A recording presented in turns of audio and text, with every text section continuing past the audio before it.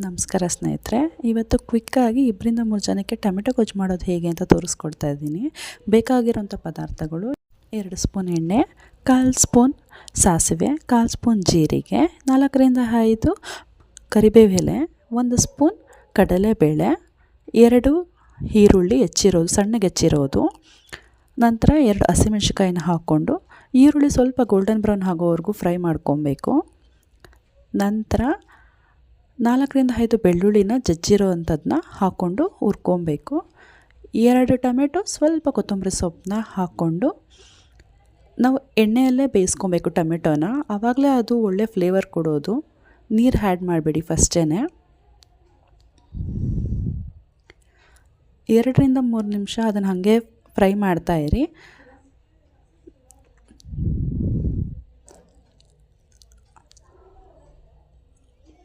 ಅದಾದ ನಂತರ ನಾನು 1 ಸ್ಪೂನ್ ಸಾಂಬಾರು ಪೌಡರ್, ರುಚಿಗೆ ತಕ್ಕಷ್ಟು ಉಪ್ಪು, 1/4 ಚಮಚ ಅರಿಶಿನ ಇಷ್ಟನ್ನು ಹಾಕ್ಕೊಂಡು ಮಿಕ್ಸ್ ಮಾಡ್ಕೊಳ್ಳಿ. ಅದು ಮಿಕ್ಸ್ ಆದ ನಂತರ ನಾನು 1 ಲೋಟ ನೀರು ಹಾಕ್ಕೊಂಡಿದ್ದೀನಿ.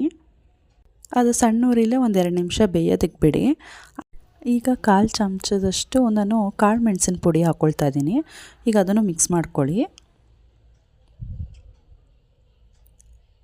5 ನಿಮಿಷ ಬೇಯೋದಕ್ಕೆ ಬಿಡಿ. ಅದಾದ ನಂತರ ನೋಡಿ, ಟೊಮೆಟೊ ಗೊಜ್ಜು ರೆಡಿ ಇದೆ. ಚಪಾತಿ, ದೋಸೆಗಂತೂ ಸೂಪರ್ ಕಾಂಬಿನೇಷನ್ ಆಗಿರುತ್ತೆ ಇದು.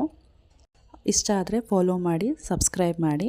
ಮುಂದಿನ ವಿಡಿಯೋಗಾಗಿ ಕಾಯ್ತಾಯಿರಿ. ಬಾಯ್.